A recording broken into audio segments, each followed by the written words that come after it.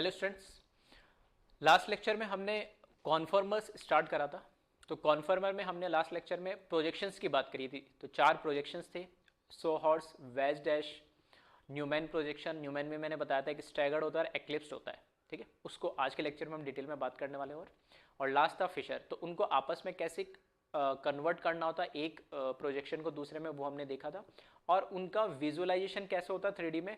तो अलग अलग लोगों ने अलग अलग एंगल से, अलग अलग व्यूइंग पॉइंट ऑफ व्यू से उन्होंने एक स्ट्रक्चर को, 3D स्ट्रक्चर को देखा और 2D में उसको ड्रॉ करने की कोशिश करी। तो वो अलग अलग प्रोजेक्शन कहलाते हैं। तो आज उसी से कंटिन्यू करते हैं। तो यहाँ मैंने लिखा टर्म्स रिलेटेड टू कॉन्फॉर्मर्स। तो कॉन्फॉर्मर्स से पहले रिलेटेड कुछ टर्म्स है, उनकी हम बात करने वाले हैं। पहला यहाँ पे जो टर्म लिखा हुआ है वो लिखा हुआ है डाइहेड्रल एंगल, ठीक है। ये नाम मैंने लास्ट लेक्चर में भी लिया था। तो डाइहेड्रल एंगल क्या होता है? Angle between the relative valencies of front and back carbon is called dihedral angle. Front का जो कार्बन है और बैक वाला जो कार्बन है, ठीक है, फ्रंट और बैक वाला जो कार्बन है, किसके अंदर? न्यूमैन प्रोजेक्शन के अंदर में हम बात कर रहे हैं। तो उसमें फ्रंट और बैक कार्बन के बीच में जो वैलेंसीज है, कोई सी भी एक पकड़ लो आप, ठीक है। फॉर एग्जांपल जैसे 3D स्ट्रक्चर है, तो इस 3D स्ट्रक्चर मतलब ये मॉडल है। तो ये फ्रंट वाला कार्बन है, इसका ये हाइड्रोजन, और ये जो बैक वाला कार्बन है इसका ये हाइड्रोजन। इसको मैंने रेड कलर का ये स्फीयर यूज़ करा इसमें, और ये बाकी सारे वाइट यूज़ करे, सिर्फ ये बताने के लिए इसके बीच में।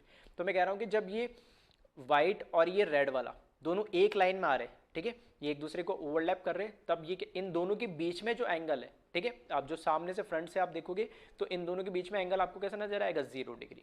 तो वो एंगल ये क्या कहलाता है? Dihedral angle. अगर मैंने पीछे वाले कार्बन एटम को ऐसे थोड़ा सा रोटेट कर दिया, ठीक है, पीछे से मैंने इसको इस तरीके से रोटेट कर दिया, तो अब आपको क्या नजर आ रहा होगा? इसके रेस्पेक्ट में ये रेड वाला जो एटम है, ठीक है, इसके बीच में एक एंगल नजर आ रहा होगा। ये एंगल कहलाता है डायहेड्रल एंगल। तो जब ओवरलैप कर जाते हैं तो 0 हो जाएगा, और जैसे जैसे रोटेट करेंगे वो एंगल चेंज होता जाएगा। तो इस एंगल को हम क्या बोलते हैं? Dihedral angle. तो यहाँ पर अगर ये स्टैगर्ड फॉर्म है, तो स्टैगर्ड फॉर्म में अगर मैं दिखाऊं तो ये फ्रंट वाला कार्बन, ठीक है, तो फ्रंट वाला कार्बन को मार्क करने के लिए मैंने बोला कोई सा भी ले लो, कोई ज़रूर नहीं स्पेसिफिक ये लेना, ये फ्रंट वाला एटम लिया और मैंने एक यहाँ पर ये बैक कार्बन का एक एटम लिया, और इनके बीच में जो दोनों का एंगल डिफरेंस है, ठीक है, इसको मैंने बोला डायहेड्रल एंगल, और इसको मैंने किससे? थीटा से रिप्रेजेंट करा। तो ये कहलाता है डायहेड्रल एंगल। तो डायहेड्रल एंगल 0 से लेके 60 डिग्री। अब क्या होता क्या है कि अगर स्पेसिफिक इन दोनों के बीच में चेक कर जाऊंगा तो मैं घुमाऊं तो पूरा कितना हो जाएगा? 360 हो जाएगा, ठीक है। इसको घुमा के वापस लाऊंगा तो 0 से लेके 360, अगर स्पेसिफिक इन दोनों एटम के बीच में मैं अगर चेक करूँ तो, ठीक है। तो इसको वीडियो पॉज करके कॉपी कर ले। डायहेड्रल एंगल, डायहेड्रल एंगल क्या है? Angle between the relative valencies of front and back carbon is called dihedral angle. फिर देखें नेक्स्ट टर्म है यहाँ पे टॉर्शनल स्ट्रेन, ठीक है। अब ये टॉर्शनल स्ट्रेन क्या होता है? टॉर्शनल स्ट्रेन का मतलब है repulsion between bond pair of electron. जो बॉन्ड पेयर होते हैं, हमें पता है उन बॉन्ड पेयर के अंदर क्या होते हैं? इलेक्ट्रॉन्स होते हैं। तो उन बॉन्ड पेयर, दो अलग अलग बॉन्ड पेयर के जो बॉन्ड पेयर है उनमें जो इलेक्ट्रॉन्स है उनकी वजह से जो रिपल्शन होता है उसको हम बोलते हैं टॉर्शनल स्ट्रेन, ठीक है।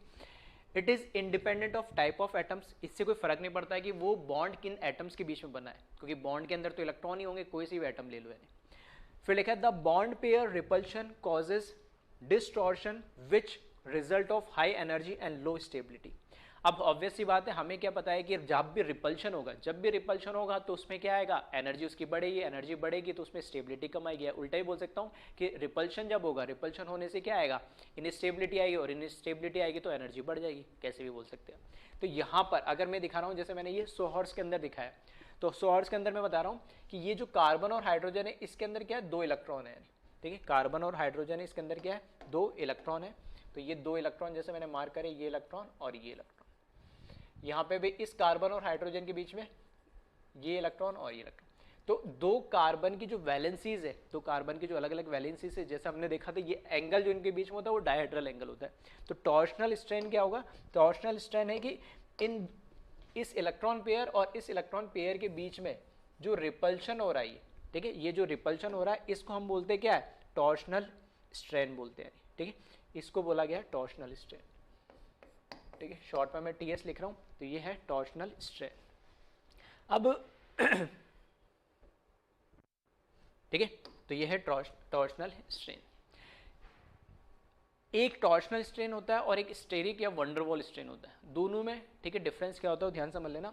इलेक्ट्रॉन पेयर के बीच में, ठीक है, इलेक्ट्रॉन पेयर के बीच में जो रिपल्शन होता है उसको हम बोलते हैं टॉर्शनल स्ट्रेन, और ये एटम्स की वजह से जो रिपल्शन होता है उसको हम बोलते हैं स्टेरिक या वंडरवॉल रिपल्शन। ठीक है, तो क्या दोनों में डिफरेंस है, सेकंड बता रहा हूँ, इसको कॉपी कर ले पहले टॉर्शनल स्ट्रेन को वीडियो पॉज करके। तो फर्स्ट पॉइंट ये लिखा है कि repulsion between bond pair of electron, ठीक है, बॉन्ड पेयर ऑफ इलेक्ट्रॉन के बीच में रिपल्शन होता है। It is independent of type of atom, atom से कोई फर्क नहीं पड़ता है, क्यों, क्योंकि यहाँ इलेक्ट्रॉन पेयर के रिपल्शन की बात हो रही है। और the bond pair repulsion causes distortion which result of high energy and low stability. इससे आगे हम बढ़े, तीसरा जो मैंने बोला स्टेरिक और वंडरवॉल स्ट्रेन।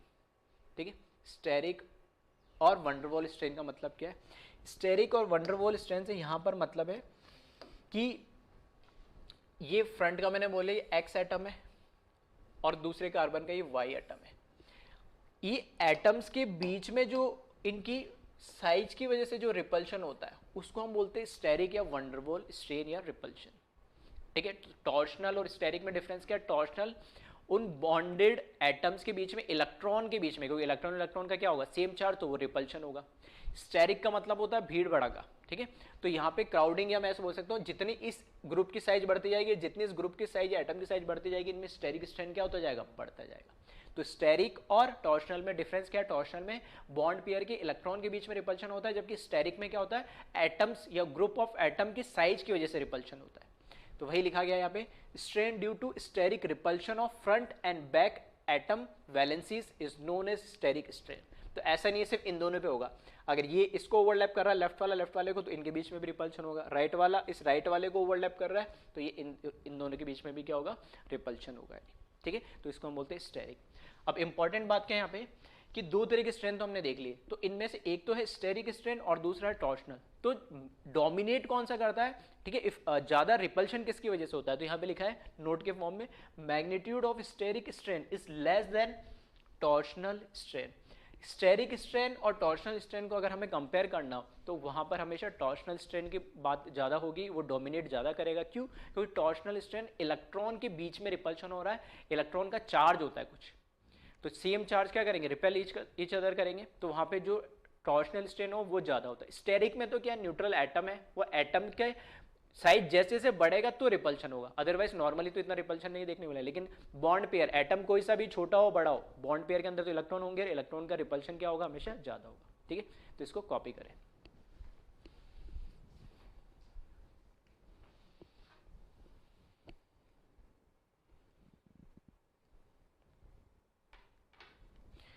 ठीक है, अब देखिए इसमें आगे,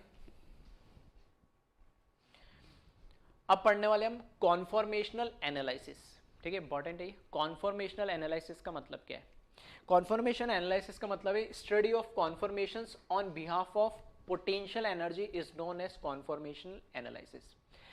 हमने बोला एक कोई भी मेरे पास कंपाउंड है, उस कंपाउंड के अलग अलग मैं क्या बना रहा हूँ, कॉन्फॉर्मर बना रहा हूँ। कॉन्फॉर्मर मतलब मैं एंगल चेंज करता जा रहा हूँ। ठीक है, 0 से लेके 360 के बीच में एंगल कितने भी चेंज कर सकता हूँ। तो जैसे जैसे मैं वो एंगल चेंज करूंगा तो क्या उस मॉलिक्यूल की एनर्जी पे कोई इफेक्ट पड़ेगा, क्या उसकी पोटेंशियल एनर्जी या एनर्जी पे इफेक्ट पड़ेगा, तो स्टेबिलिटी पे भी क्या पड़ेगा, इफेक्ट पड़ेगा। तो वही हमें देखना है कि जैसे जैसे मैं कॉन्फॉर्मर चेंज करता जा रहा हूँ, ठीक है, कॉन्फॉर्मर मतलब वो जो एंगल है, डायहेड्रल एंगल अगर मैं चेंज करता जा रहा हूँ तो अलग अलग कॉन्फॉर्मर मुझे मिलेंगे, और अलग अलग कॉन्फॉर्मर की एनर्जी भी अलग अलग होगी, और एनर्जी अलग होगी तो स्टेबिलिटी भी क्या होगी, अलग होगी। तो उसको हम समझने वाले, एनालाइज करने वाले। ठीक है, तो पहला एग्जाम्पल मैंने लिया इसमें इथेन का, C2H6 का। तो पहले कॉन्फॉर्मेशन एनालिसिस क्या है, ठीक है, इसकी डेफिनेशन लिख ले, फिर हम इसको कंटिन्यू करते हैं।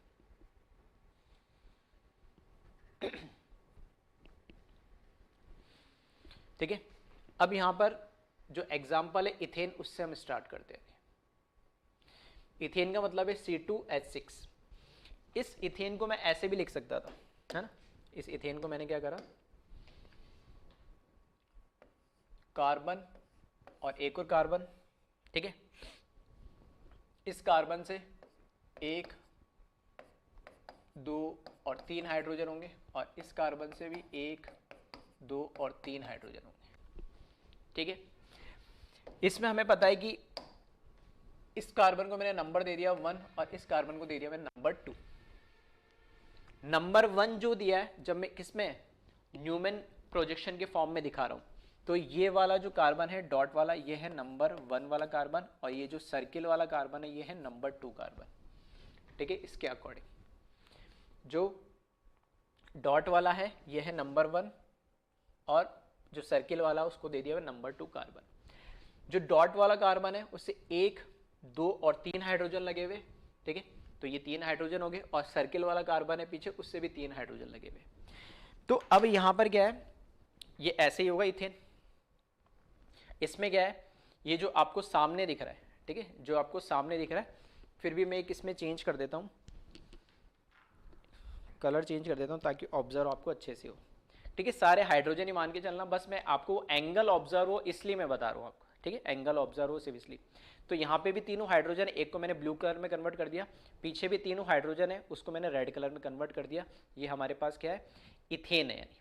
ठीक है, ये इथेन है। लास्ट लेक्चर में मैंने बताया था इसका स्ट्रक्चर। तो यहाँ से जब आप फ्रंट से देख रहे होंगे तो आपको कौन सा फॉर्म नजर आएगा, इसका न्यूमैन फॉर्म नजर आएगा, और यही ठीक है एक्लिप्स फॉर्म नजर आएगा जिसमें डायहेड्रल एंगल क्या रहा, इसके पीछे ये एटम छिप गया, इसके पीछे ये एटम छिप गया, और इसके पीछे ये एटम छिप गया। ठीक है, सब एक दूसरे को क्या कर रहे हैं, ओवरलैप कर रहे हैं। अब जो फ्रंट कार्बन है उसको मैंने इसको दे दिया नंबर 1।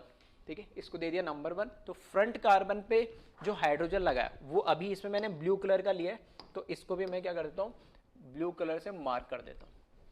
ठीक है, ये वाला।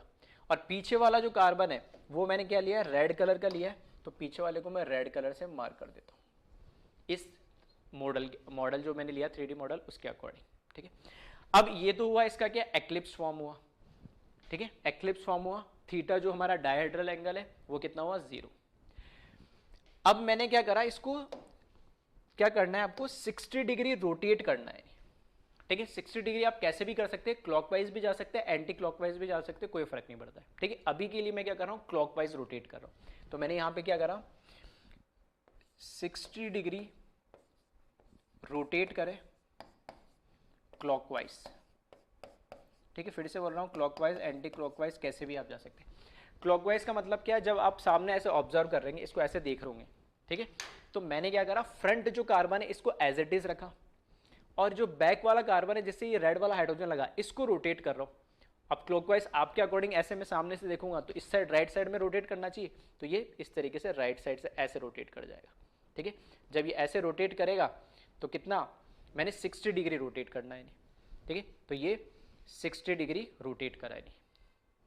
जो रेड वाला था उसको 60 डिग्री रोटेट करा, मतलब ये वाला रेड वाला रोटेट जब हो जाएगा तो अब देखना, जो फ्रंट वाला था ब्लू वाला, ये एज इट इज है, ये ब्लू वाला।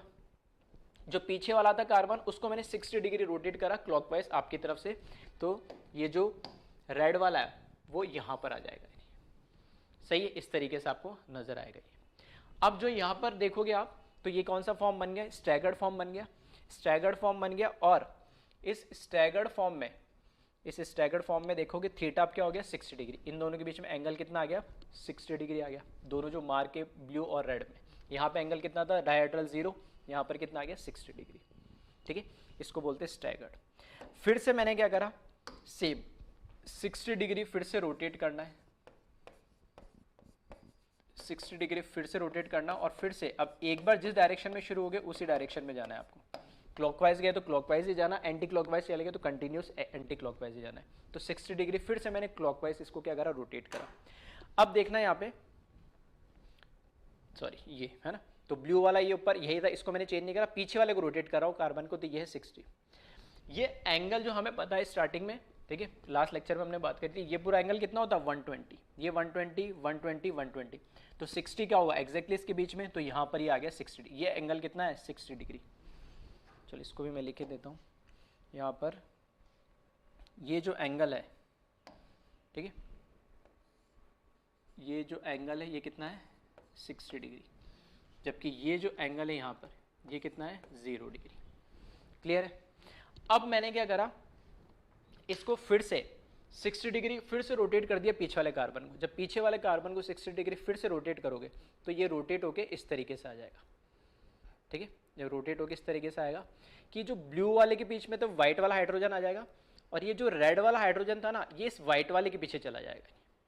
लेकिन हाँ, इस ब्लू और इस रेड के बीच में एक, ठीक है, देख रहे हो अभी 120 डिग्री का एक एंगल आ गया यानी। तो यहाँ पर आप इसको जब देखेंगे यहाँ से, तो ये हो गया ब्लू वाला एज इट इज रखा मैंने, और इस रेड वाले को फर्दर क्लॉकवाइज 60 डिग्री और रोटेट करूंगा तो ये इसके पीछे आ जाएगा, इसके पीछे आ जाएगा, मतलब ये यहाँ पर नजर आएगा मुझे। सही है। फिर से ये फॉर्म कौन सा बन गया, एक्लिप्स फॉर्म बन गया। डायहेड्रल एंगल फिर से क्या बना, 0 डिग्री।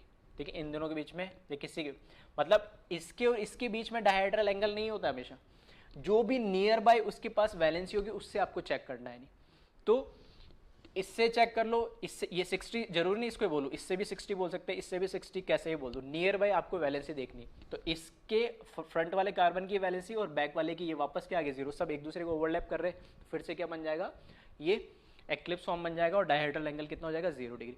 ये सिर्फ रेड और ब्लू मैंने अलग अलग इसलिए मार्क करा ताकि, ये रेड और ब्लू अलग अलग इसलिए मार्क करा ताकि मैं जो रोटेट कर रहा हूँ वो आप ऑब्जर्व कर सको। ठीक है, वरना हर बार सेम ही आपको नजर आएगा। फिर उसके बाद आगे हम चले, सेम चीज है इसमें, फिर से मैंने क्या करना है, 60 डिग्री रोटेट करना है। 60 डिग्री रोटेट करो और क्लॉकवाइज डायरेक्शन में हम शुरू हुए तो क्लॉकवाइज ही चलेंगे। ठीक है, तो 60 डिग्री फिर से हमने रोटेट करना है क्लॉकवाइज। जब 60 डिग्री रोटेट करोगे क्लॉकवाइज, ये हाइड्रोजन एटम फ्रंट वाला फिक्स रखा हुआ है हमने। ठीक है, जो बैक वाला है ये 60 डिग्री जब रोटेट कराएगा तो अब कहाँ जाएगा, ये सेंटर में आ जाएगा, ये यहाँ पर अब सेंटर, इन दोनों के सेंटर में आ जाएगा। ये एंगल पूरा 120 तो यहाँ पर आ जाएगा ये। ठीक है, फिर से डायहेड्रल एंगल किसी को भी देख लो, कोई से भी, इससे जरूरी नहीं, किसी से भी देख सकते हैं डायहेड्रल, इसको भी डायहेड्रल बोलेंगे, इसका फ्रंट और पीछे वाले का बैक, ये देख लो या ये देख लो डायहेड्रल, तो वो थीटा इक्वल्स टू कितना आ जाएगा, 60 डिग्री। फिर से हमने क्या करा, ठीक है, फिर से हमने क्या करा, इस तरीके से कंटिन्यू चलता जाएगा। अब फिर से अगर मैं इसको 60 डिग्री और रोटेट कर देता हूँ, फर्दर 60 डिग्री क्लॉकवाइज और रोटेट करूंगा तो ये कहाँ आ जाएगा, यहाँ आ जाएगा। ठीक है, और वापस से कौन सा फॉर्म बन जाएगा, एक्लिप्स्ड। तो अगर आप ध्यान से अगर इसको देख रहे हो, ठीक है, ध्यान से अगर इसको देख रहे हैं तो चारों एक साथ ले लेता हूं मैं।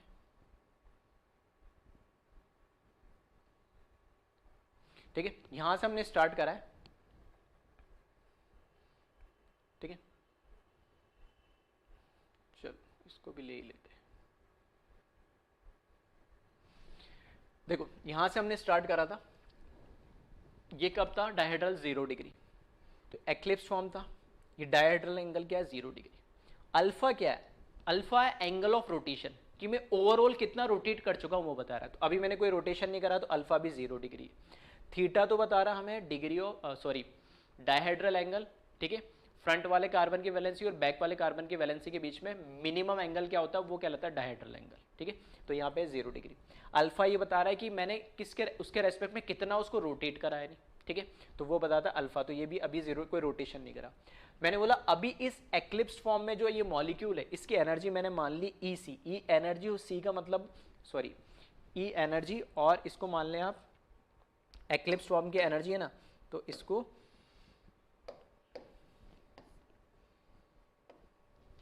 एनर्जी ऑफ एक्लिप्स फॉर्म है तो इसको ई लिख दे, ई एनर्जी और किसका, एक्लिप्स फॉर्म का। स्टैगर्ड फॉर्म की एनर्जी है तो ई एनर्जी और एस क्या है, eclipse form, sorry staggered form. फिर से यहाँ पर इसको मैं लिख देता हूँ ई। ठीक है, तो energy of eclipse form, energy of staggered form, फिर इस तरीके से। ठीक है, तो ये मैंने कुछ पॉइंट लिखे। इसको जब 60 डिग्री रोटेट करा, 60 डिग्री रोटेट करा तो स्टैगर्ड बन गया, स्टैगर्ड बन गया।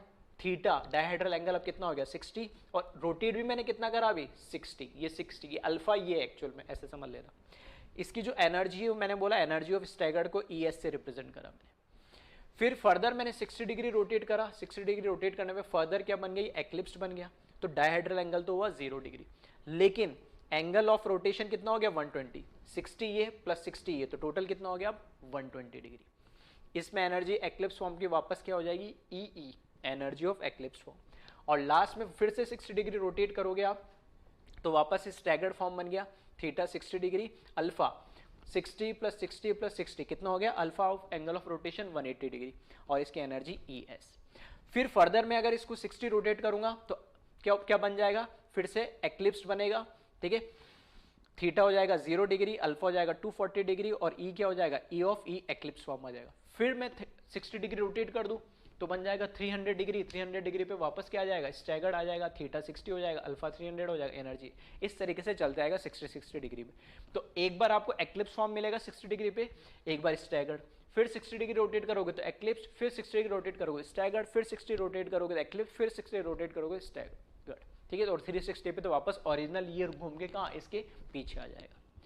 तो अब ये तो हमने बताया कि कैसे अलग अलग कॉन्फॉर्मर बनाए हमने 60 डिग्री पे, ठीक है, उनका रिप्रेजेंटेशन हो गया। अब मैं यहां बात कर रहा हूं किसकी, इनकी एनर्जी या स्टेबिलिटी की बात करते हैं। जब सारे एटम एक दूसरे के पीछे ओवरलैप्ड होते हैं, किस फॉर्म में, एक्लिप्स फॉर्म में, तो उनके बीच में, जैसे अगर मैं बोल रहा हूं ये एक्लिप्स फॉर्म में इस तरीके से एक दूसरे के पीछे सारे एटम है, तो इनके बीच में क्या है, ये टॉर्शनल स्ट्रेंथ तो होगा ही, इसका टॉर्शनल स्ट्रेंथ, इन दोनों का टॉर्शनल स्ट्रेंथ और इन दोनों का टॉर्शनल स्ट्रेंथ, साथ के साथ क्या होगा, स्टेरिक स्ट्रेन भी होगा, इन दोनों का स्टेरिक स्ट्रेंथ, इन दोनों का स्टेरिक स्ट्रेंथ और इन दोनों का स्टेरिक, तो टॉर्शनल प्लस स्टेरिक दोनों होगा यहाँ पे, ठीक है।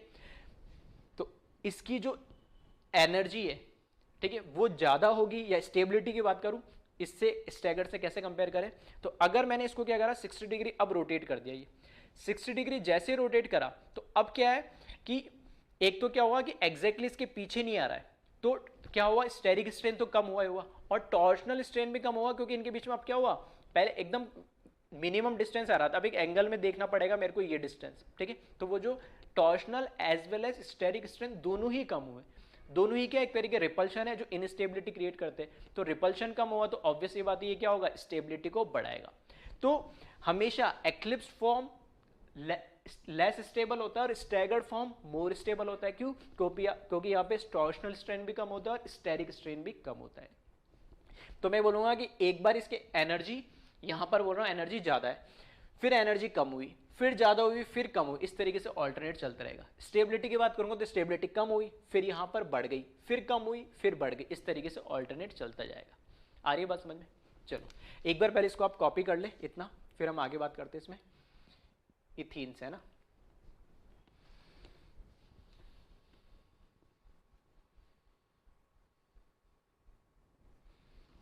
ठीक है, वीडियो पॉज करके इसको कॉपी कर लेना। इससे ऊपर देखेंगे हम तो यहां पर, ठीक है, ये एक्लिप्स फॉर्म, फिर स्टैगर्ड फॉर्म, एक्लिप्स, फिर स्टैगर्ड, इस तरीके से ऑल्टरनेट चलता जाएगा। इनकी एनर्जीज को मैंने ई और ई एस से रिप्रेजेंट करा है। थीटा यहाँ लिख दिया डाइहेड्रल एंगल है और अल्फा क्या है, एंगल ऑफ रोटेशन है, ठीक है, अल्फा क्या है, एंगल ऑफ रोटेशन है। अब इसका एक ग्राफ भी ड्रॉ होता है, ठीक है, उस ग्राफ की हम बात करते हैं। तो पहले आप इसको कॉपी कर ले वीडियो पॉज करके।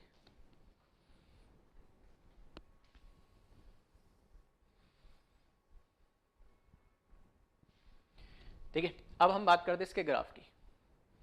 तो ये ग्राफिकल ग्राफ मैंने बना रखा है। ग्राफ किसके बीच में, ये एनर्जी है और इस साइड एक्स एक्सिस पे क्या है, एंगल ऑफ रोटेशन अल्फा, कितना मैंने रोटेट करा वो है, ठीक है। इधर है एनर्जी और वाई एक्सिस पे, और एक्स एक्सिस पे क्या है, एंगल ऑफ रोटेशन है, कितना हमने उसको रोटेट करा है। सबसे पहला जो स्ट्रक्चर है हमारा जिसपे क्या है 0 डिग्री, ठीक है। अब ये ग्राफ और उसको मैं दोनों को कंपेयर करता हुआ लिख रहा हूँ। यहां से आप देखेंगे तो अभी अल्फा कितना है 0 डिग्री, अल्फा कितना है 0 डिग्री, अल्फा 0 डिग्री है, तो यहां पर मुझे क्या मिलेगा, एक्लिप्स फॉर्म मिलेगा। एक्लिप्स फॉर्म की एनर्जी को मैंने ई से रिप्रेजेंट करा है, ठीक है। तो यहां पे भी करेक्शन कर लेना, इधर भी मैंने ई सी लिख दिया, ये एनर्जी ऑफ एक्लिप्स फॉर्म, ठीक है। तो सबसे पहले जब अल्फा 0 डिग्री था, अल्फा 0 डिग्री था तब, ठीक है, अल्फा 0 डिग्री था तब हमारे क्या था, हमारे पास एक्लिप्स फॉर्म था, एक्लिप्स फॉर्म था। तो हमें अभी हमने बात करी कि स्टैगर्ड, ये एनर्जी बढ़ रही है, तो स्टैगर्ड ज़्यादा स्टेबल होता है, स्टेबल ज़्यादा होगा तो एनर्जी कम होगी, तो इसकी एनर्जी कम है। एक्लिप्स फॉर्म की स्टेबिलिटी कम होती है तो उसकी एनर्जी हमेशा इसके कंपैरिजन में क्या होगी, ज़्यादा। तो ये एनर्जी लेवल जो है मैंने अपने हिसाब से मान लिया, कोई लेवल नहीं है, लेकिन हाँ इतना मुझे पता लग गया कि स्टैगर्ड ज़्यादा स्टेबल होगा तो एनर्जी कम, एक्लिप्स फॉर्म स्टेबल कम होता है तो एनर्जी ज़्यादा। तो जब ये एंगल ऑफ रोटेशन अल्फा, जब यहाँ पे क्या 60 डिग्री का मैंने क्या लिया, डिफरेंस लिया यहाँ पे, ठीक है। तो यहाँ पर 60 डिग्री का डिफरेंस लिया, यहाँ पे 0 डिग्री होगा, ठीक है, फिर 60 डिग्री, 120 डिग्री, 180, 240, 300, 360। वहाँ पे मैंने 4 बार रोटेट करा, लेकिन आप कर सकते हो हर बार 360 से, ठीक है, सेम स्ट्रक्चर रिपीट होंगे। तो मैं कह रहा हूँ जब 0 डिग्री है तो ये एनर्जी मुझे बताएगा, मतलब वो स्ट्रक्चर किस फॉर्म में, अभी एक्लिप्स्ड फॉर्म में है, ठीक है। अब जब मैंने उसको 60 डिग्री रोटेट करा, 60 डिग्री जब मैंने रोटेट करा तो 60 डिग्री रोटेट करने पर अब क्या बन गया, ये स्टैगर्ड फॉर्म बन गया, स्टैगर्ड बन गया। दैट मीन्स अल्फा, ये अल्फा कितना हो गया 60 डिग्री, तो एनर्जी इसकी क्या हो जाएगी, स्टैगर्ड की एनर्जी हो जाएगी। तो स्टैगर्ड की एनर्जी हो जाएगी, तो यहाँ पर स्टैगर्ड की एनर्जी लो होगी, तो यहाँ पर ये स्टैगर्ड की एनर्जी, ठीक है। 60 डिग्री पे, 0 डिग्री पे ये एक्लिप्स्ड की एनर्जी, 60 डिग्री पे ये स्टैगर्ड की एनर्जी। फिर 60 डिग्री फिर रोटेट करा, जब अल्फा कितना हो गया 120, तो अल्फा जब 120 हुआ तो फिर से मुझे क्या मिल गया, एक्लिप्स्ड मिल गया। एक्लिप्स मिल गया तो उसकी एनर्जी क्या हो जाएगी, ई। तो यहाँ पे इसकी 120 डिग्री पे इसकी एनर्जी फिर से क्या मिल जाएगी मेरे को, ई।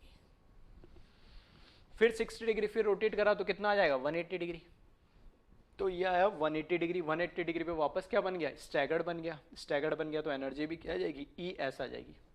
तो एनर्जी भी यहाँ पर ई एस हो गई,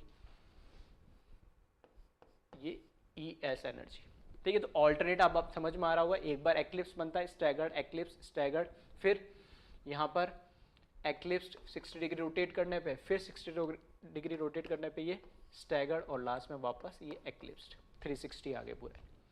इसको अगर मैं ड्रॉ कर दूं ग्राफ को, तो ज्वाइन कर दो सारे पॉइंट,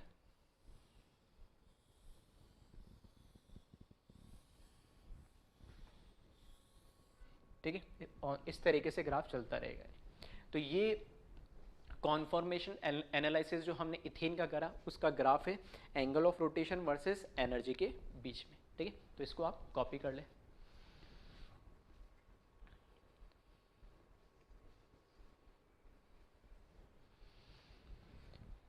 फिर देखिए इसमें आगे, अब मैंने लिखा है यहाँ पे स्टैगर्ड कॉन्फॉर्मेशन। दो कॉन्फॉर्मेशन हमने पढ़े थे, स्टैगर्ड और एक्लिप्स्ड। तो यहाँ पे मैंने लिखा it is a stable conformation of any compound as they have low potential energy due to low torsional strength, ठीक है। टॉर्शनल भी लो होता है और इसमें स्टेरिक भी लो होता है, ठीक है, ऐसे। तो स्टैगर्ड फॉर्म स्टेबल ज़्यादा होता है और उसकी एनर्जी क्या होगी, कम होगी यानी। फिर लिखा है एक्लिप्स्ड कॉन्फॉर्मेशन, तो it is a unstable conformation of any compound as they have high potential energy due to high torsional strain, ठीक है। क्योंकि डोमिनेटिंग कैसा होता है, टॉर्शनल होता है, इसलिए मैंने यहाँ पे सिर्फ टॉर्शनल ही लिखा है, ठीक है। तो स्टैगर्ड का मतलब एनर्जी उसकी लेस और स्टेबिलिटी ज़्यादा, एक्लिप्स्ड का मतलब एनर्जी ज़्यादा और स्टेबिलिटी कम, ठीक है। तो दो हमने देख ली, स्टैगर्ड और एक्लिप्स्ड। एक तीसरा नाम और लिखा है, पहले आप इसको कॉपी कर ले, एक बार वीडियो पॉज करके इसको कॉपी कर ले, ठीक है। अब इसमें देखें तीसरा एक और नाम लिखा है स्क्यू कॉन्फॉर्मेशन। अब ये स्क्यू कॉन्फॉर्मेशन क्या होता है, स्क्यू कॉन्फॉर्मेशन का मतलब है the conformation having dihedral angle between 0 degree and 60 degree, it is less stable than staggered but more stable than eclipsed. हमने बोला जब डाइहेड्रल एंगल 0 डिग्री है तो हमने उसको बोला एक्लिप्स्ड फॉर्म, जब हमने बोला डाइहेड्रल एंगल 60 डिग्री तो हमने उसको बोला स्टैगर्ड फॉर्म। एक्लिप्स्ड फॉर्म सबसे लेस स्टेबल होता है, स्टैगर्ड फॉर्म सबसे ज़्यादा स्टेबल होता है। तो एंगल क्या सिर्फ 60 डिग्री होगा, एंगल तो कुछ भी हो सकता है। तो मैंने बोला मिनिमम एंगल हमें चेक करना होता है। तो जब मैं कह रहा हूँ कि अभी कितना है 0 डिग्री है, सब एक दूसरे को क्या कर रहे हैं, ओवरलैप कर रहे हैं, ठीक है। अभी 0 डिग्री मैंने जब इसको रोटेट करा, ठीक है, तो रोटेट करेंगे जब, जैसे मैं इसको रोटेट करने स्टार्ट होऊंगा तो ऐसा तो नहीं है डायरेक्ट 60 आ जाएगा, 0 के बाद 1 डिग्री भी आएगा, 2 डिग्री भी आएगा, 3 डिग्री भी आएगा। तो अदर देन 60 डिग्री कोई भी एंगल है, ठीक है। फॉर एग्जाम्पल अगर मैंने इतना रोटेट करा और मैंने बोला ये 20 डिग्री, तो ये 20 डिग्री भी क्या कहलाएगा, स्क्यू कॉन्फॉर्मेशन कहलाएगा। मतलब 1 डिग्री से लेके 59 डिग्री तक, 1 डिग्री से लेके 59 डिग्री तक हर एक एंगल पे जो कॉन्फॉर्मेशन होगा स्क्यू कहलाएगा, ठीक है, स्क्यू कॉन्फॉर्मेशन। जब एग्जैक्टली मैंने मान लिया अभी ये 60 डिग्री है, तो अब ये क्या कहलाएगा, स्टैगर्ड कॉन्फॉर्मेशन।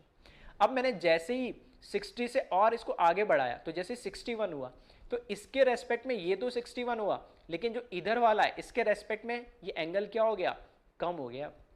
अब कितना हो गया, 59 हो गया। जब ये देखना, ध्यान से सुनना मैं क्या बोल रहा हूँ, मैंने बोला डायहेड्रल एंगल ऐसा नहीं, दो एटम के रेस्पेक्ट में, आगे वाले कार्बन और पीछे वाले कार्बन की कोई सी भी वैलेंसी से आप देख लो, उनमें मिनिमम एंगल देखना है। तो जब मैंने बोला एग्जैक्ट अभी स्टैगर्ड है तो इसके रेस्पेक्ट में इसके रेस्पेक्ट में ये पीछे रेड वाला ये भी 60 डिग्री है और ब्लू के रेस्पेक्ट में इधर वाइट जो है पीछे वाला ये भी 60 डिग्री है। अब मैं इसको अगर इस साइड इस डायरेक्शन में अगर मैं रोटेट करता हूँ तो 60 से कम हो जाएगा इन दोनों के रेड और ब्लू के बीच में एंगल, ठीक है। ये तो बढ़ गया लेकिन ये कम हो गया, तो ये मिनिमम एंगल हमें देखना है। अगर मैंने बोला कि अभी ये 60 डिग्री है, ठीक है, अभी ये भी 60 है और इसके साथ ये भी 60 है, अब इसको मैंने इस साइड रोटेट कर दिया, इस साइड रोटेट करा तो ये एंगल तो 60 से बढ़ गया लेकिन ये ब्लू वाले के साथ ये व्हाइट वाले का एंगल क्या हो गया, 60 से कम हो जाएगा। तो पॉसिबिलिटी नहीं है कि अगर एक 60 से बढ़ रहा है तो दूसरा कम होगा।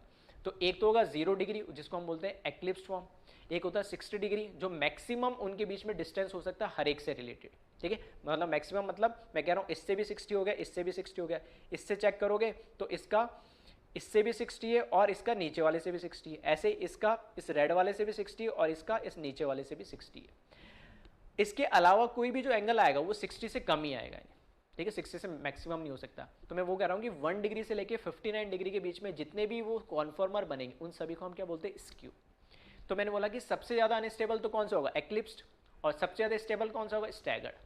तो स्क्यू की स्टेबिलिटी की अगर बात करेंगे तो ऑब्वियस सी बात है कि भले 1 डिग्री का, इसमें मैं कह रहा हूँ भले 1 डिग्री का चेंज आया लेकिन कुछ ना कुछ टॉर्शनल स्ट्रेंथ तो बढ़ा, क्यों, क्योंकि इनके बीच में डिस्टेंस बढ़ गया। जैसे एंगल रोटेट करा, अब बिल्कुल एग्जैक्ट ओवरलैप नहीं कर रहा, थोड़ा साइड होते ही ये इनके बीच में टॉर्शनल स्ट्रेंथ क्या होगा, कम होगा। और रोटेट करेंगे तो स्टेबिलिटी बढ़ेगी बढ़ेगी बढ़ेगी और क्या आ जाएगी, कम हो जाएगी। जैसे स्टेबिलिटी का ऑर्डर आएगा सेम एनर्जी का आ जाएगा। मैं कह रहा हूँ अभी एनर्जी क्या है, इस एक्लिप्स फॉर्म में एनर्जी क्या है, मैक्सिमम है। जैसे इसको हल्का रोटेट करूंगा एनर्जी थोड़ी सी कम होगी और कम होगी और कम होगी और कम होगी, मिनिमम कब होगी, जब ये क्या आ जाएगा, स्टैगर्ड फॉर्म में आ जाएगा, ठीक है। तो अब इजीली आप समझ सकते हैं इसमें कि मैंने यहाँ पे जो लिखा है ऑर्डर, ठीक है, यहाँ पे जो ऑर्डर लिखा है पहले तो क्या है, एक्लिप्स फॉर्म क्या है, तो उसकी अगर हम बात स्क्यू फॉर्म क्या है, तो the conformation having dihedral angle between 0 degree and 60 degree, 0 और 60 के बीच में जितने भी कॉन्फॉर्मर बन रहे हैं वो सारे क्या कहलाएंगे, स्क्यू। और it is less stable than staggered but more stable then eclipse, ठीक है। तो स्टैगर्ड से तो लेस स्टेबल होगा लेकिन एक्लिप्स से ज़्यादा होगा। एनर्जी की बात करेंगे हम, तो एनर्जी की बात करेंगे तो सबसे ज़्यादा एनर्जी किसकी होती है, एक्लिप्स फॉर्म की होती है। सबसे कम एनर्जी किसकी होगी, स्टैगर्ड की, तो स्क्यू की क्या होगी, इन बिटवीन होगी। स्टेबिलिटी की अगर हम बात करें तो स्टेबिलिटी उल्टा ऑर्डर हो जाएगा, क्योंकि इसकी एनर्जी सबसे ज़्यादा है तो इसकी स्टेबिलिटी एक्लिप्स फॉर्म की सबसे कम होती है और सबसे ज़्यादा किसकी होती है, स्टैगर्ड की होती है। तो इन दोनों के बीच में कौन आ जाएगा, स्क्यू आ जाएगा, ठीक है। तो ये ध्यान रखना है, एक्लिप्स और स्टैगर्ड और उसके बीच में स्क्यू का मतलब इन बिटवीन कोई भी एंगल जो आ रहा है, तो एनर्जी और स्टेबिलिटी का ऑर्डर क्या होगा, ठीक है। तो कॉपी करें इसको।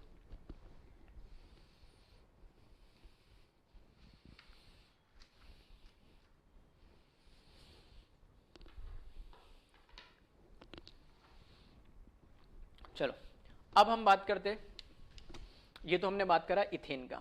इसी तरीके हम किसी का भी कॉन्फॉर्मेशनल एनालिसिस कर सकते हैं, ठीक है। तो इथेन में क्योंकि दोनों कार्बन पे सारे हाइड्रोजन होते हैं तो सेम ही लिखता है। तो एक एग्जांपल और लिया मैंने कॉन्फॉर्मेशन एनालिसिस में ब्यूटेन का। अब इसमें ब्यूटेन में कैसे ड्रॉ करा उसको एक बार समझ लेना। ब्यूटेन में क्या है, 1 2 3 4 कार्बन है। तो आप क्या करो, किसी को भी मान लो, इसको मैंने मान लिया, या फिर आप स्टार्टिंग से ही इसको ऐसा करें, इसको मैंने बोला 1, इसको 2, ये 3 और ये 4। इन कार्बन की मैंने क्या करी, नंबरिंग कर दी, ठीक है। इन कार्बन की मैंने क्या कर दी, नंबरिंग कर दी। अब कार्बन की जो नंबरिंग करी है ना, तो मैं कह रहा हूँ कि एग्जैक्टली इसमें क्या होगा, जो 1 जो कार्बन है ना, बनाना तो हमें किस में, न्यूमैन फॉर्म में बनाना है। और न्यूमैन के अंदर क्या होता है, एक नजर आता है आपको एटम और 3 वैलेंसी नजर आती है। तो अब कैसे ड्रॉ करेंगे इसमें, तो इसको ड्रॉ कैसे करना है, तो मैंने बोला 2 और 3 को आप क्या मानो, ये जो ब्लैक वाले कार्बन है ना, इनको 2 और 3 मान लिया, ठीक है। ये जो ब्लैक वाले इनको क्या मान लिया आप, 2 और 3 मान ले।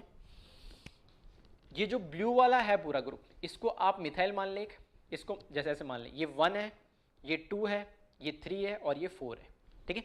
4 कार्बन है हमारे पास। तो ये 1 नंबर का कार्बन, ये 2 नंबर का कार्बन, ये 3 नंबर का कार्बन और ये 4 नंबर का कार्बन, रिमेनिंग ये हाइड्रोजन से, ठीक है। इसके पे भी हाइड्रोजन लगे होंगे 3, इस पे भी हाइड्रोजन लगे होंगे 3, तो मैं उसकी बात नहीं कर रहा हूँ। मैं कह रहा हूँ कि इस पूरे मिथाइल को मैंने ब्लू कलर से बना दिया, ठीक है। तो पूरे ग्रुप को स्फेरिकल मान लिया। अब कैसे ड्रॉ करना है इसमें, तो ये 1 नंबर जो है, ठीक है, इस तरह से आप सामने से देखिए, तो ये 1 नंबर वाला आपको क्या नजर आ रहा है, टॉप पे, ठीक है। फिर ये ब्लैक वाला 2 इधर, फिर पीछे वाला, ठीक है, 1, ये 1 नंबर, ये 2 नंबर ब्लैक वाला, ये 3 नंबर ब्लैक वाला और ये 4 वाला, ठीक है, ब्लू कलर में जो नज़र आ रहा है। तो इसको मैंने कैसे बोला, यहाँ पे है ना, ये जो 1 नंबर है, चलो ऐसे लिख देता हूँ मैं डायरेक्ट, यो 1 नंबर का कार्बन, ये जो 2 नंबर का कार्बन है, ये हमारा जो हमने डॉट बनाया ना, ये हमारा 2 नंबर का कार्बन है। फिर 3 नंबर का कार्बन, ये जो हमने सर्किल बनाया है, ये 3 नंबर का है। और 4 नंबर का कार्बन कौन सा है, ये वाला जो पीछे है। तो अल्टीमेटली हमें बनाने के न्यूमेन के अंदर इसी तरीके से दिखाते हैं।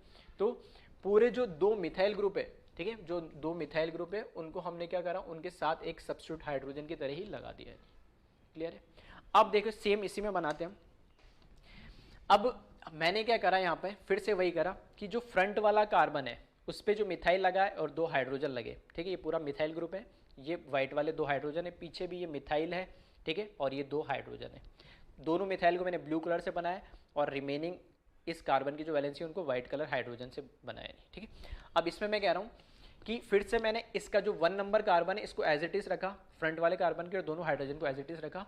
पीछे वाला मेरे पास कार्बन है उसको मैं रोटेट कर रहा हूँ, ठीक है, तो उसको मैं रोटेट कर रहा हूँ वापस कैसे, आपकी तरफ से देखेंगे तो क्लॉकवाइज 60 डिग्री में रोटेट कर रहा हूँ इस तरीके से, ठीक है। तो अभी कितना है, ये 0 डिग्री है, 60 डिग्री क्लॉकवाइज मैंने इसको रोटेट करा। 60 डिग्री क्लॉकवाइज जब रोटेट करेंगे, ठीक है, तो ये 1 वाला कार्बन इधर एज इट इज है, ये 4 वाला कार्बन इधर आ जाएगा, सही है। फिर 60 डिग्री रोटेट करेंगे इसको, फिर से 60 डिग्री रोटेट करा हमने। तो जब इसको 60 डिग्री ऐसे रोटेट करोगे, ठीक है, चलो ये आ गया अभी, ठीक है, ये अभी 60 डिग्री रोटेट करा, फिर से मैंने क्लॉकवाइज 60 डिग्री इसको रोटेट करेंगे। 60 डिग्री रोटेट करने पे इस तरीके से हो जाएगा। फिर से ओवरलैप तो हुआ, लेकिन अब क्या हुआ, पिछले केस में तो सारे हाइड्रोजन थे तो कोई फर्क नहीं पड़ रहा, लेकिन अब की बार फर्क पड़ रहा है। क्या फर्क पड़ रहा है कि इस मिथाइल के पीछे अब हाइड्रोजन आ गया और फ्रंट वाले हाइड्रोजन के पीछे मिथाइल ग्रुप आ गया। हाँ, इस साइड दोनों हाइड्रोजन हाइड्रोजन आ गए, ठीक है। तो ये आप देख सकते हैं यहाँ पे सेम कि इसमें क्या हुआ, यहाँ पे ये 1 वाला जो मिथाइल ग्रुप है इसके एग्जैक्टली पीछे ये हाइड्रोजन आएगा, और यहाँ पे ये जो 4 वाला मिथाइल ग्रुप है, ठीक है, ये 4 वाला मिथाइल ग्रुप है, ये इस हाइड्रोजन के एग्जैक्टली पीछे आ रहा है इस तरीके से, ठीक है। तो ये हाइड्रोजन के पीछे 4th वाला मिथाइल और ये 1 वाला मिथाइल के पीछे हाइड्रोजन आ रहा है। ये ओवरलैप तो कर रहा है लेकिन ग्रुप और एटम्स इसमें क्या आ रहा है, चेंज हो गए यानी, ठीक है। फिर उसके बाद 60 डिग्री फर्दर मैंने रोटेट करा इसको, 60 डिग्री फिर से रोटेट करा। 60 डिग्री रोटेट करोगे तो यहाँ पर देखोगे आप कि 1 वाला तो अभी भी एज इट इज, इसको तो कोई फर्क नहीं पड़ रहा फ्रंट वाले कार्बन का। इसको जब रोटेट करेंगे 60 डिग्री तो यहाँ आ जाएगा, ये आ गया 4th वाला, ठीक है। इसको कैसे, अभी ये था, ठीक है, इस फॉर्म में, ठीक है। इसको मैंने फिर से 60 डिग्री रोटेट करा, तो 60 डिग्री जब रोटेट करेंगे तो ऐसे हो जाएगा ये 60 डिग्री हमने इसको रोटेट कर दिया। अब ये मैक्सिमम डिस्टेंस पे तो आ गया, लेकिन अब देखेंगे इसमें कि इस मिथाइल के एग्जैक्टली नीचे की साइड दूसरा मिथाइल नज़र आ रहा है। ये हाइड्रोजन 2 नीचे है और ये 2 हाइड्रोजन इसके 2 के आगे ऊपर आ गया, ठीक है। तो वही चीज़ है, ये नज़र आ रहा है। फिर फर्दर मैंने इसको 60 डिग्री रोटेट करा, ठीक है। फर्दर फिर मैंने क्या करा, इसको 60 डिग्री रोटेट करा। तो यहाँ पर देखेंगे आप 1 वाला तो अभी भी उस जगह पे और 4 वाला का आ गया, इधर आ गया, ठीक है। 4 वाला क्या आ जाएगा, इधर आ जाएगा। तो जब इसको फर्दर 60 डिग्री रोटेट करेंगे तो ये इस तरीके से आ जाएगा। फिर से ये ओवरलैप तो हो गए सारे, लेकिन इस वाले मिथाइल के पीछे ये हाइड्रोजन आ रहा है और इस वाले हाइड्रोजन, फ्रंट वाले हाइड्रोजन के पीछे मिथाइल ग्रुप आ रहा है, ठीक है। फिर से मैंने क्या करा, 60 डिग्री इसको रोटेट करा तो आपको ये मिलेगा। अगेन फिर 60 डिग्री रोटेट कर दिया मैंने इसको। 60 डिग्री जब रोटेट करेंगे तो 1 वाला कार्बन एज इट इज और ये 4 वाला कार्बन आ जाएगा, ठीक है। इसको फिर से मैंने क्लॉकवाइज 60 डिग्री रोटेट करा, एक ही साइड में रोटेट करते चल रहा है 60 डिग्री, तो आपको ये मिल जाएगा, ठीक है। इस बार पूरा 360 मैंने ड्रॉ करा, क्यों, क्योंकि आपको देखेंगे अलग अलग दिख रहे हैं, उसमें तो 2 ही मिल रहा था, एक बार स्टैगर्ड एक्लिप्स स्टैगर्ड एक्लिप्स, इसलिए मैंने पूरा नहीं करा था, 4 ही स्ट्रक्चर बनाए। तो ये मैंने अब इतना और 60 डिग्री रोटेट कर दिया है, ठीक है। लास्ट में आखिरी 60 डिग्री जब और रोटेट करेंगे आप, आखिरी 60 डिग्री जब आप फिर से रोटेट करेंगे तो इसमें आपको देखोगे वापस जो ओरिजिनल था, ठीक है, स्ट्रक्चर वही मिल गया, यहाँ पे 1 आ गया और वापस यहाँ पर क्या आ गया, 4 आ गया, ठीक है। मतलब इसको जब ऐसे वापस 60 डिग्री रोटेट करेंगे लास्ट में तो ये वापस मिथाइल के पीछे मिथाइल आ जाएगा, ठीक है, इस हाइड्रोजन के पीछे हाइड्रोजन और इस हाइड्रोजन के पीछे हाइड्रोजन आ जाएगा इस तरीके से, ठीक है। तो पूरा 360 हमने क्या करा, आपके साइड से क्लॉकवाइज पीछे वाले कार्बन को हमने रोटेट करा। अब देखिए इसमें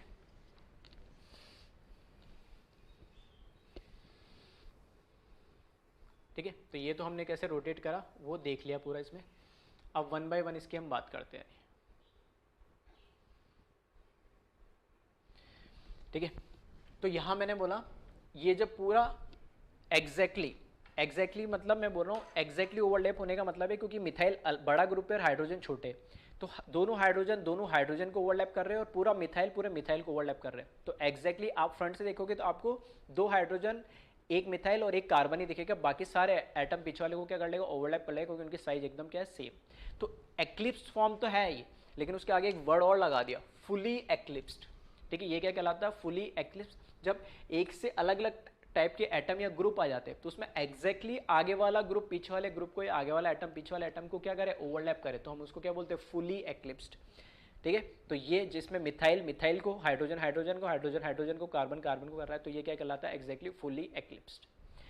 इसमें फिर से बोलूँ तो थीटा, डायहाइड्रल एंगल तो अभी भी क्या है, 0 डिग्री है, ठीक है। डायहाइड्रल एंगल कितना है, 0 डिग्री। अल्फा ऑफ रोटेशन कुछ नहीं करा तो ये भी 0 डिग्री। हाँ, इसकी जो एनर्जी है उसको मैंने फुली एक्लिप्स के नाम से Fe लिख दिया है, ठीक है। सेम उसी तरीके से कर रहा हूँ जैसे इथेन में कर रहा हूँ। फिर जब 60 डिग्री रोटेट करा तो ये स्टैगर्ड फॉर्म बना है, इसमें अब डायहाइड्रल एंगल कितना आ गया, 60, यहाँ से देख लो या यहाँ से देख लो, कैसे भी देख लो, मैंने बोला मिनिमम होना चाहिए। तो डायहाइड्रल एंगल कितना आ रहा है, theta 60, angle of rotation alpha वो भी कितना है, 60।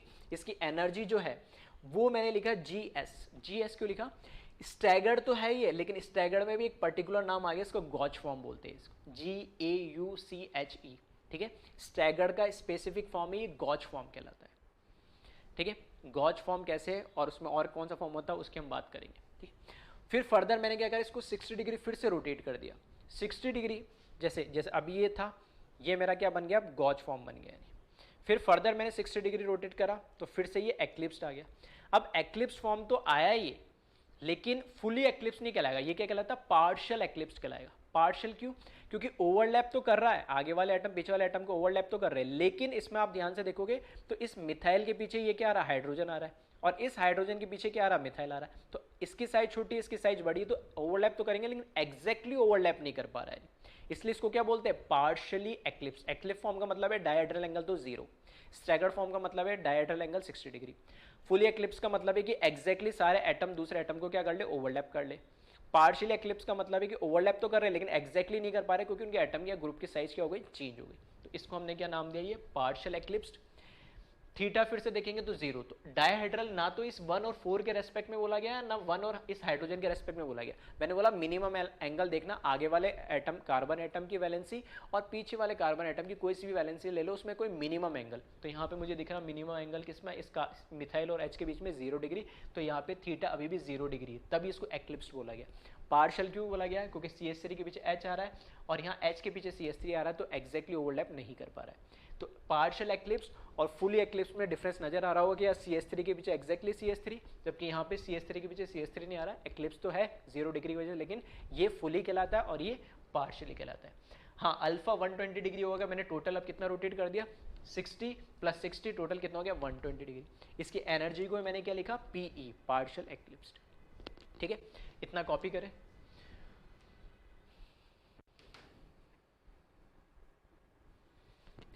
फिर आगे बढ़े इसमें। फिर 60 डिग्री मैंने क्या करा, इसको रोटेट करा, 60 डिग्री इसको रोटेट करा।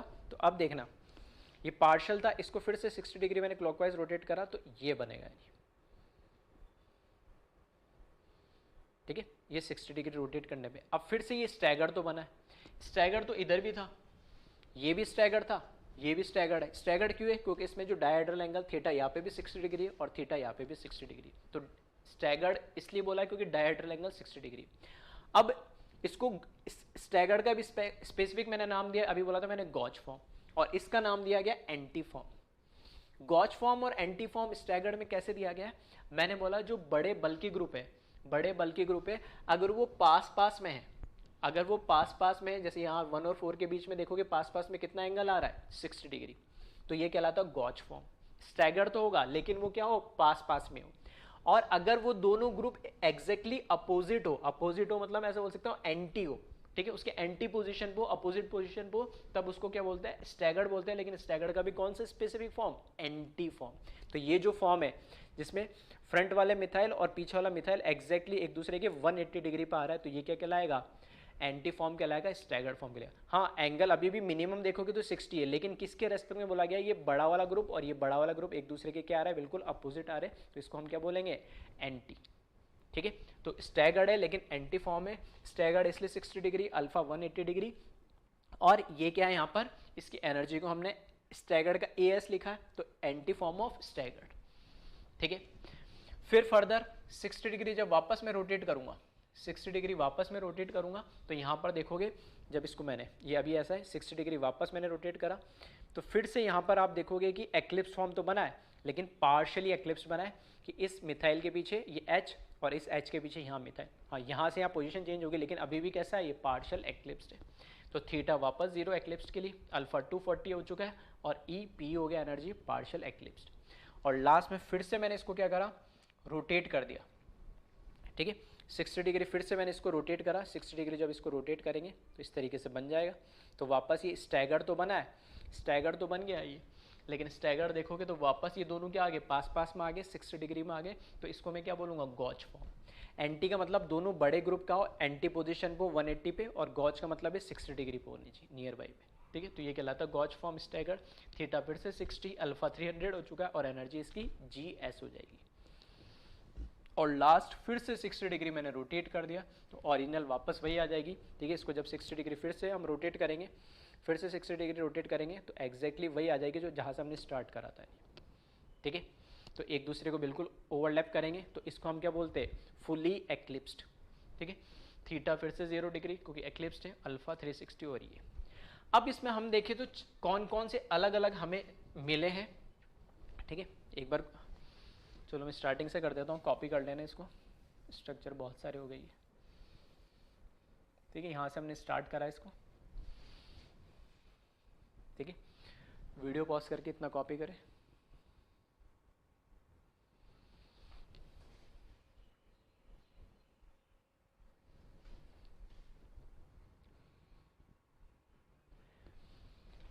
फिर वीडियो पॉज करके यहाँ से कॉपी कर ले एक बार।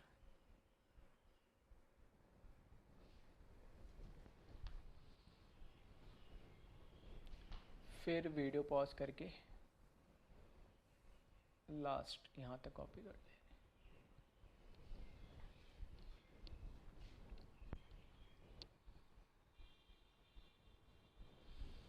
ठीक है, अब मैं बात करता हूँ कि इस बार हमें कौन कौन से, पिछली बार तो दो ही नाम थे, एक तो था एक्लिप्स्ड और एक कौन सा था, स्टैगर्ड। अब एक्लिप्स्ड में मुझे दो मिल गए, यानी दो कौन से, एक तो फुली एक्लिप्स्ड और एक पार्शियल एक्लिप्स्ड। पहली बात तो एक्लिप्स्ड का कोई सा भी फॉर्म हो और स्टैगर्ड का कोई सा भी फॉर्म है, एक्लिप्स्ड का फॉर्म हमेशा अनस्टेबल होगा। क्यों, क्योंकि एक्लिप्स्ड फॉर्म में हमेशा भले ये फॉर्म हो या फिर पार्शियल एक्लिप्स हो, ये फॉर्म है, सारे टॉर्शनल स्ट्रेन हमेशा इसमें ज़्यादा मिलेगा। क्यों, क्योंकि इसमें सारे क्या एक दूसरे को ओवरलैप कर रहे हैं, तो एक्लिप्स फॉर्म तो सबसे अनस्टेबल होगा। अब एक्लिप्स में भी मुझे कंपेयर करना है कि फुली और पार्शियल में से ज़्यादा स्टेबल कौन सा होगा या ज़्यादा अनस्टेबल कौन सा होगा। तो ऑब्वियस सी बात है, जब फुली एक्लिप्स्ड है तो मैं कह रहा हूँ कि बड़े ग्रुप के पीछे एग्जैक्टली बड़ा ग्रुप लगा है, छोटे ग्रुप के पीछे छोटा, छोटे के पीछे छोटा। और जब मैं इसको क्या बना रहा हूँ, रोटेट करके पार्शियल एक्लिप्स बना रहा हूँ इस तरीके से, तो बड़े ग्रुप के पीछे एक छोटा, फिर छोटे ग्रुप के पीछे एक बड़ा। तो अब यहाँ पर क्या, दोनों बड़े बड़े जो ग्रुप थे उनकी वजह से क्या होगा, जो स्टेरिक स्ट्रेंथ था वो ज़्यादा था, वो अब कम हो गया। कब, जब मैंने इसको पार्शियल बना दिया। तो सबसे ज्यादा अनस्टेबल कौन सा होता है, फुली एक्लिप्स्ड, जिसमें एग्जैक्टली सेम साइज के एटम एक दूसरे के पीछे आ रहे हैं। लेकिन एक बड़े के पीछे छोटा आ जाए और फिर छोटे के पीछे बड़ा आ जाए, तो अब इनके बीच में क्या हो जाएगा, रिपल्शन थोड़ा कम हो जाएगा स्टेरिक, तो उसके रेस्पेक्ट में ये क्या हो जाएंगे, थोड़े ज्यादा स्टेबल हो जाएंगे। तो फुली एक्लिप्स्ड और पार्शियल एक्लिप्स में से ज्यादा स्टेबल कौन होगा, पार्शियल एक्लिप्स। एनर्जी की बात करूं तो सबसे ज्यादा सारे स्ट्रक्चर में से एनर्जी किसकी, एक्लिप्स की ज्यादा होती है। एक्लिप्स में भी कौन से वाले की ज्यादा होगी, फुली एक्लिप्स की। उससे कम एनर्जी किसकी एनर्जी होगी, पार्शियल एक्लिप्स की। फिर अब मेरे पास बचे स्टैगर्ड फॉर्म। स्टैगर्ड में एक तो बचा ये गॉच फॉर्म, ठीक है, और एक बनाइए एंटी फॉर्म। गॉच फॉर्म के अंदर और एंटी फॉर्म में देखोगे तो दोनों में 60-60 डिग्री एंगल है। ठीक है, एंगल तो दोनों में 60, लेकिन गॉज फॉर्म के अंदर आप क्या देखोगे कि गॉज फॉर्म में ये जो मिथाइल है और ये जो मिथाइल है इनके बीच में एंगल कितना है, 60 डिग्री। ठीक है, और एंटी फॉर्म में आप देखोगे तो ये एंगल इन दोनों बड़े ग्रुप के बीच में एंगल कितना आ जा रहा है, ये एंगल कितना आ जा रहा है 180 डिग्री। तो बड़े ग्रुप मैक्सिमम डिस्टेंस पे चले गए नहीं। तो gauche form stable, sorry staggered form stable तो होगा एक्लिप्स से, और स्टैगर्ड में भी दो आ जा रहे हैं, गॉज और एंटी। तो एंटी सबसे ज़्यादा स्टेबल होगा और एंटी की एनर्जी सबसे कम होगी। गॉज की एनर्जी उससे थोड़ी सी ज़्यादा होगी और उससे थोड़ा सा कम स्टेबल होगा। ठीक है, तो चार फॉर्म में चारों को हमने कंपेयर कर लिया। ये चार फॉर्म ही बार बार क्या हो रहे हैं, रिपीट हो रहे हैं। तो वही मैंने क्या करा, ठीक है, तो ये तो हमने नोट तो कर ही लिया, समझ ही लिया। अब इसमें हम बात करते हैं आगे, ठीक है, इसके ग्राफ की, जैसे हमने इथेन में देखा। तो जब हम इसका ग्राफ देखेंगे तो अब की बार, पिछली बार दो एनर्जी थी, पहली कौन सी, स्टैगर्ड और एक एक्लिप्स्ड। इस बार चार एनर्जी आ गई। देखोगे इधर एफ ही मतलब फुली एक्लिप्स्ड, फिर आ रहा पार्शियल एक्लिप्स। फुली एक्लिप्स की एनर्जी सबसे ज़्यादा, पार्शियल एक्लिप्स की एनर्जी उससे कम, मतलब एक्लिप्स फॉर्म तो दोनों ऊपर आएंगे, स्टैगर्ड फॉर्म दोनों नीचे आएंगे, उनकी एनर्जी कम होगी क्योंकि स्टेबल ज़्यादा होता है। स्टैगर्ड में भी एंटी की एनर्जी सबसे कम क्योंकि वो सबसे ज़्यादा स्टेबल होता है। ठीक है, और उसके बाद आएगा गॉज। तो ये एनर्जी का ऑर्डर रहेगा। तो अब की बार हमें वही बताना है इसमें भी कि किस तरह का इसमें ग्राफ बनेगा। तो ग्राफ कैसे बनेगा, तो यहीं से पीछे से हम स्टार्ट करते हैं। इसमें सबसे पहला जब एंगल ऑफ रोटेशन अल्फा कितना है 0 डिग्री है, तो हमें क्या मिल रहा है, फुली एक्लिप्स्ड। फुली एक्लिप्स्ड मिल रहा है, तो इसके अकॉर्डिंग एंगल यहाँ पर कितना है 0 डिग्री। ठीक है, एंगल जब 0 डिग्री है तो ये हमें क्या मिल रहा है, फुली एक्लिप्स्ड, ये पॉइंट। जब 60 डिग्री मैंने क्या करा, इसको रोटेट करा, 60 डिग्री रोटेट करा तो अल्फा कितना हुआ 60 डिग्री, तब मुझे क्या मिल गया, गॉज फॉर्म। तो यहाँ पर मैंने बनाया इसका गॉज फॉर्म, ये गॉज फॉर्म बनेगा इधर, स्टैगर्ड में गॉज फॉर्म। फिर 60 डिग्री मैंने इसको रोटेट करा, फर्दर 60 रोटेट करा तो कैसा मिलेगा, पार्शियल एक्लिप्स्ड। तो यहाँ पर एनर्जी ऑफ पार्शियल एक्लिप्स्ड। फिर 60 डिग्री आप, ठीक है, वो आपने कॉपी कर लिया तो नोट्स में देख सकते हो। फिर फर्दर 60 डिग्री रोटेट करोगे तो आपको मिलेगा एंटी स्टैगर्ड। फिर 60 डिग्री आप रोटेट करोगे तो आपको मिलेगा पार्शियल एक्लिप्स्ड। फिर 60 डिग्री रोटेट करोगे तो आपको फिर से मिलेगा गॉज स्टैगर्ड, और फिर 60 डिग्री रोटेट करोगे तो फुली एक्लिप्स फिर से बन जाएगा। ठीक है, तो ये एंगल और ये एनर्जी वाले मैंने पहले से मार्क करके रखे हुए थे, इनको जब ज्वाइन करोगे आप,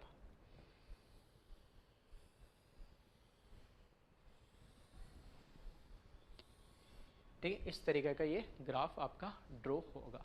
ठीक है, ऐसा नहीं कि सबके ग्राफ सेम ही बनेंगे, ठीक है, लेकिन हाँ जैसे जहाँ पे फुली और पार्शियल और गॉज और एंटी आ सकते हैं तो वो वाला केस ले लिया, और एक नॉर्मल स्टैगर्ड और मैंने एक्लिप्स वाला एक ले लिया, और उनके ग्राफ कैसे ड्रॉ हुए वो भी मैंने आपको समझा दिया, एनर्जी और स्टेबिलिटी भी बता दिया। ठीक है, तो एक बार वीडियो पॉज करके पहले ग्राफ को आप कॉपी कर ले, फिर स्टैगर्ड गॉज फुली इनके हम डेफिनेशंस वगैरह देख लेते हैं।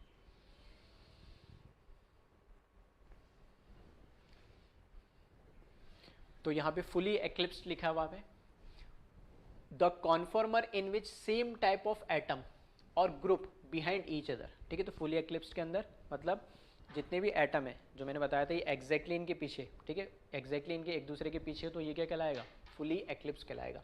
It is highly unstable due to torsional as well as larger steric strength. Torsional तो हो गया होगा लेकिन स्टेरिक स्ट्रेंथ भी क्या होगा यहाँ पे ज़्यादा होगा।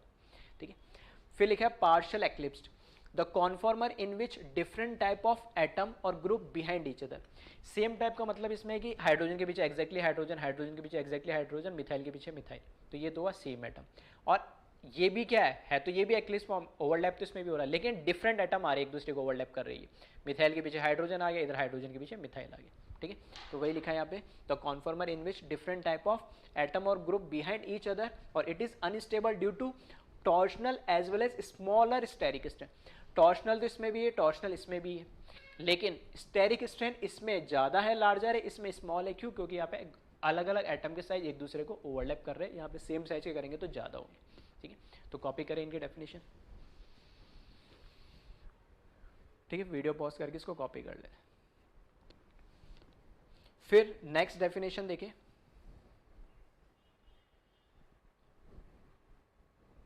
Gauge staggered. ठीक है, स्टैगर्ड का गॉज फॉर्म लिया मैंने, the conformer in which same group are not behind of each other and dihedral angle between same group is 60 degree. इसने पहले बोला है कि गॉच फॉर्म का मतलब क्या है, गॉच फॉर्म का मतलब है कि एक दूसरे के पीछे तो कोई ओवरलैप नहीं करेगा, ठीक है, और डायहेड्रल एंगल कितना होगा 60 डिग्री है। और जो इसने बोला है कि लास्ट में dihedral angle between same group is 60 degree. अगर सेम ग्रुप का मतलब ये मिथाइल और मिथाइल के बीच में ये जो डायहेड्रल एंगल है ये कितना है 60 डिग्री होगा। 60 डिग्री तो होगा ही होगा क्योंकि ये कैसा है स्टैगर्ड है, लेकिन जो बड़े ग्रुप है इन दोनों के बीच में भी कितना एंगल होगा 60 डिग्री, ठीक है।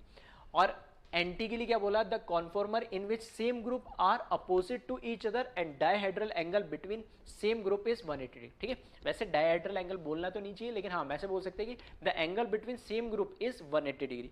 मतलब ये तो था जब डायहेड्रल एंगल 60 डिग्री, जब मैं ऐसे कर रहा हूँ ना तो डायहेड्रल एंगल तो अभी भी 60 है, लेकिन सेम ग्रुप के बीच में एंगल कितना हो गया अभी 180 डिग्री हो गया, ठीक है। तो चाहो तो इसको करेक्ट कर लेना, इसको आप लिख ले, ये वर्ड जो है डायहेड्रल ये हटा दे यानी, ठीक है। And angle between same group is 180 degree, अब सही है नहीं, ठीक है। और यहाँ पे भी चाहो तो ये भी यहाँ से हटा देना, ठीक है। Angle between same group is 60 degree, इसको कॉपी करें एक बार।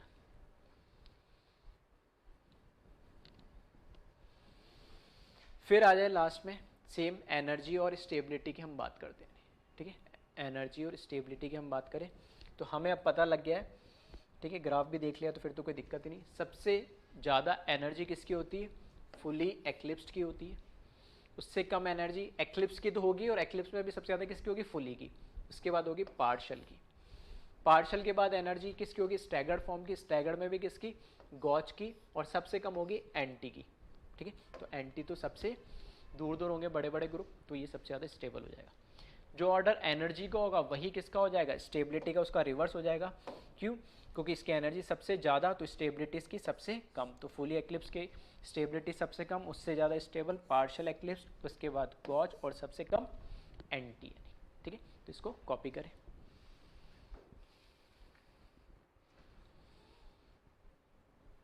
तो इस तरीके से हमने क्या करा है, आज कॉन्फॉर्मेशनल एनालिसिस करा है इथेन का और ब्यूटेन का। तो ऐसे अगर कोई दूसरे भी ग्रुप आ जाते तो अब हम उसको आसानी से उनका एनालिसिस कर सकते हैं, जिसमें हम उनके पोटेंशियल एनर्जी और स्टेबिलिटी को कंपेयर कर सकते हैं। और एक्लिप्स, स्टैगर्ड और fully eclipse, partial eclipse, gauche staggered और एंटी स्टैगर्ड क्या होता है वो भी हमने इसको समझ लिया, ठीक है। तो इसको एक बार फिर से वीडियो को ध्यान से देख लिया और कॉपी कर ले।